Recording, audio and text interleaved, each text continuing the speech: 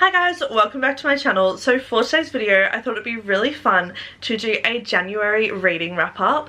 I love books so much. I don't know if you know this about me, and in 2025 I made it my mission to read more, which by the way I think I have successfully done because I have read 14 books in January. And just to give you a little bit of perspective, last year I read a total of 36 across the whole year, and I've already read 14 in the space of 31 days. Like, that is crazy. And because I've gotten into reading a little bit more, I kind of wanted to bring it onto my channel, so I thought it'd be fun to do a little January reading wrap up. I can tell you all about the books I've read.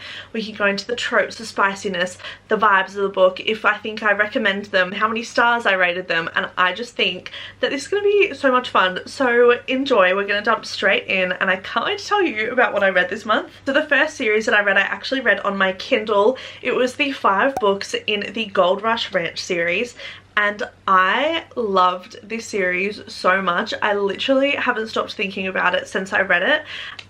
It is so good. The entire series is based in this town called Gold Rush Ranch, and it is all about like horse vibes, ranch vibes, small town romances, and it essentially like interconnects all of these stories into one big series, and it is just chef's kiss. So the first one that I read was Off to the Races, and I rated this 4 stars. This book is incredible. It follows Billy and Vaughn. Vaughn has just inherited this ranch due to a passing in his family, and he needs to hire someone to help look after the horses. Enter Billy, who is someone that Vaughn is not used to dealing with. He's used to dealing with like women that like throw themselves at him, and Billy's just like, I'm here to do my job, like don't be a dick basically, and I will do what I need to do, you do what you need to do, like let's not get in each other's way.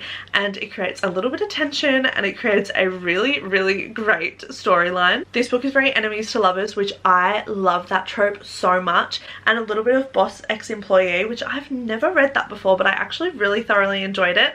I'd say the spice level on this one is maybe like about a 2, because it is like a little bit descriptive, but it's also not like crazy spice.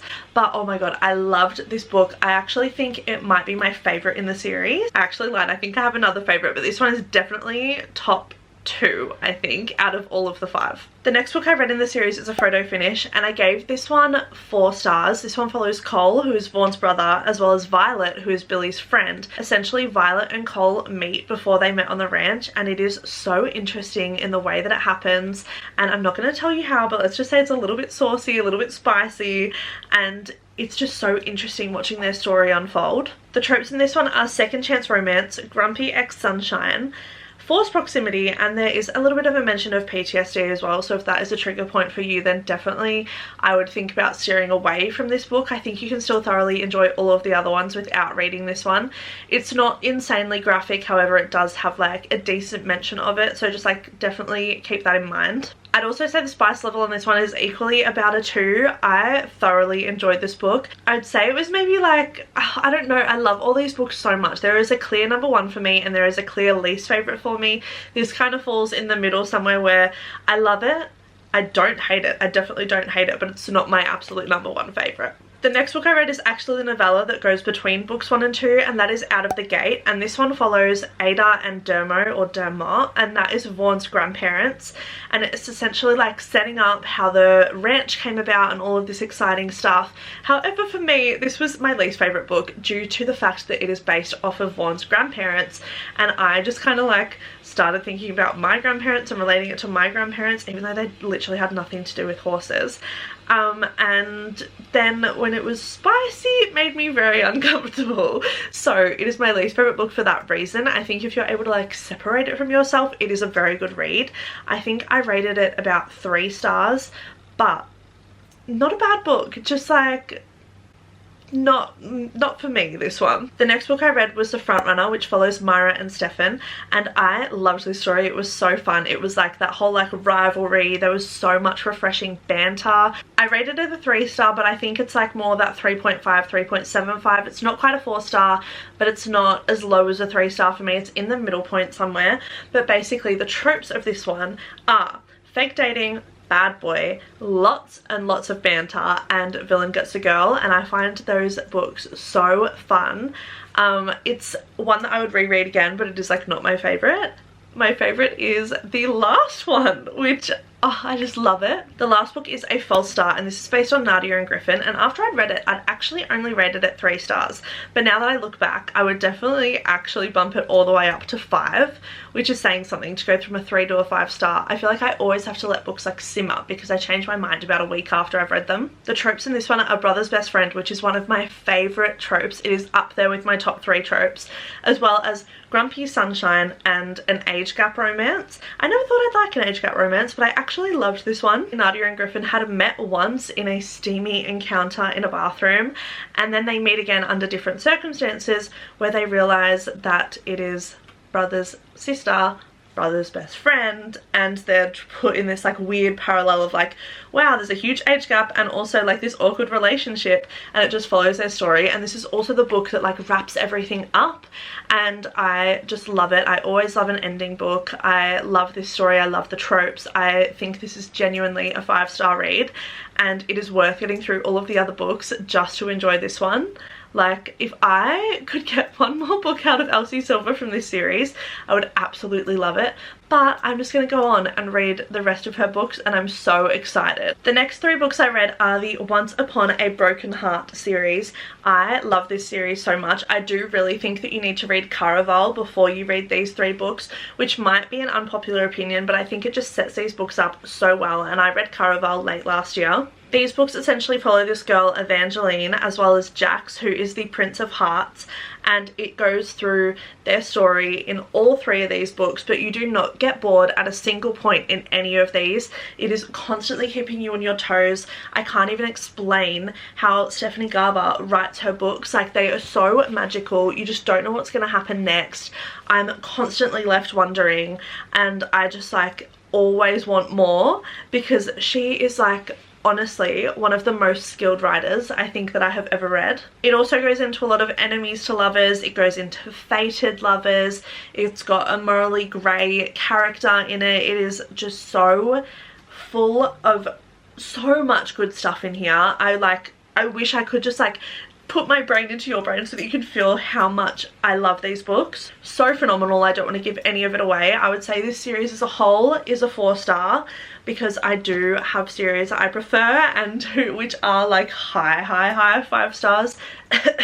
Throne of Glass. However, these books, girl, these books. The next books that I read, I put like this, are because they were audiobooks, and they were by this author that I've never heard of before, called, and I've got her name written down, Victorine Eliesque. I actually found these as free audiobooks on YouTube, so I will link them below, because they are just like a good listen if you want something just like easy and light to listen to. They are A Marriage of Anything But Convenience and My Twin Sister's Extremely Famous and Incredibly Hot Neighbour. Yes, that is a mouthful. Yes, that is a very long title for a book. A Marriage of Anything But Convenience obviously follows an arranged marriage. It also has a he/she fell first. I'm not going to tell you which because you'll have to listen to it.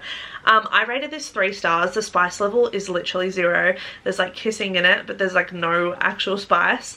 And I just think it is such an easy listen. I listened to it while I was working, and it was just, yeah, a good refresher story. I rated it 3 stars. I can't remember if I've already said that, but yeah, 3 stars. I just think sometimes you need like a little something different, a little bit of a shake up in what you're reading or listening to, and yeah, I really thoroughly enjoyed that one. However, I did prefer My Twin Sister's Extremely Hot and Incredibly Famous Neighbour, and I'm not going to say that again because it is such a mouthful. But this book was so much fun because it was like a little bit of a twin swap, a little bit of like a romance, a bit of betrayal. It's so interesting. It was also such a fun one to listen to as well. I also listen to my audiobooks on quite a fast speed. I can't listen to them on 1 time, so I listened to these on 2 times, and they were just much more easy for me to digest. But obviously you do you. I'll link both of them in the description below. Send Victorine some love, because I feel like she is doing God's work by putting free audiobooks on YouTube. But yeah, you can't really complain about a free audiobook. So both those were 3 stars. They were definitely on the lower end of the 3-star, like very middle,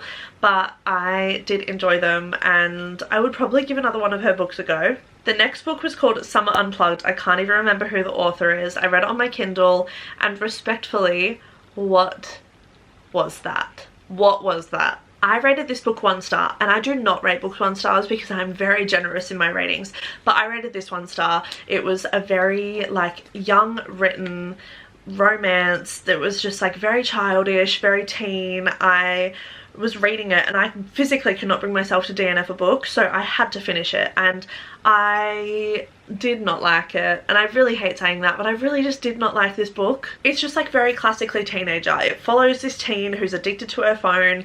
She sends a naughty picture to someone, her mum finds out, she gets sent to her grandparents, and she meets the boy next door. I'm sure you can see where that goes and where the book ends up. If you want to read it, I won't spoil it for you, but you can kind of put A and B together to equal C. But it is a good learning curve because at least I now know what I don't like, and I won't be picking that up again. The next book was also an audiobook. I listened to this one on Audible, and it is Manifest by Roxie Nafousi. You've probably heard me talk about her before on this channel. I love Roxie Nafousi. I love everything that she stands for, everything that she does, and I was just dying to read her book, but I didn't want to buy the physical copy just yet because I own so many physical books, so I figured that I would listen to the audiobook, and then if I want the physical one, I can go back and buy it. Now, I didn't actually rate this one on my Goodreads, which I will also link my Goodreads below. Add me, please. Let's be friends. I love seeing what everyone else is reading. But I didn't actually rate this one on my Goodreads because it felt a little bit like an autobiography, a bit of a memoir. She went into a lot of the stuff that she went through and her experiences, and I don't like rating books like that because I don't think you can put a star to someone's life experience. However, in saying that, the actual manifesting content in there was 5 stars. I'm not rating her life in this. I am just purely rating like what I have taken from it, and that is a 5-star because I feel like I have taken so much from this book that I can put into my own life to better myself, and anything that you can do to better yourself is a 5-star, baby. It is. It's just a 5-star. The final 2 books that I read in January are Fourth Wing and Iron Flame in preparation to read Onyx Storm. If you know, you freaking know, I'm so excited about Onyx Storm. I've actually started it, but I haven't finished it, so I can't put in my January wrap. So please, no spoilers in the comments. The entire series so far has been a 5-star read for me. 5 stars, 5 stars. It is the perfect series, the perfect book. I literally can find no wrong in these at all. I just love these books so much. If you've never read Fourth Wing before, it is about dragons. It is about a war college where you learn to ride dragons. It is cutthroat, it is brutal, it is glorious, it is incredible. The plot line is amazing, and I know sometimes when you see a book and they are this thick, they are a little bit daunting. However, this flies by so fast. It is such an easy read. It is such an interesting read. It is full of so much passion and so much it's just incredible. Like, I literally can't even put into words how incredible this series is. It also has a lot of representation. It has a chronic illness in here. It also has someone who is deaf. There is a lot of representation in this book, which I absolutely love. It shows that it is not hard to put representation into a book. It's got enemies to lovers. It has found family. It has royalty, politics, military. It has magic. It is everything you could ever want in a book. I already want to read them again, and I haven't even finished Onyx Storm yet. That is everything that I read in January, and I feel like overall it was quite a good reading month. I feel like most of the books I absolutely loved, obviously with that one anomaly that I just can't. I still don't know how I finished that book. But I really hope that you enjoyed this video. Please let me know what you read in this month in the comments below. Let's have a chat about it. Let's have a chat about books and all of that stuff. Give this video a thumbs up so I know if you like this content and I can film more of it. And I really appreciate you watching. Leave your favourite book below in the comments as well, because I need inspo for what to read this year, and I feel like you guys have the best recommendations for everything, so I really want to know what your favourite book is. Obviously subscribe so you can see if I read it, and I love you very much. Thank you so much for watching. I will see you in the next one.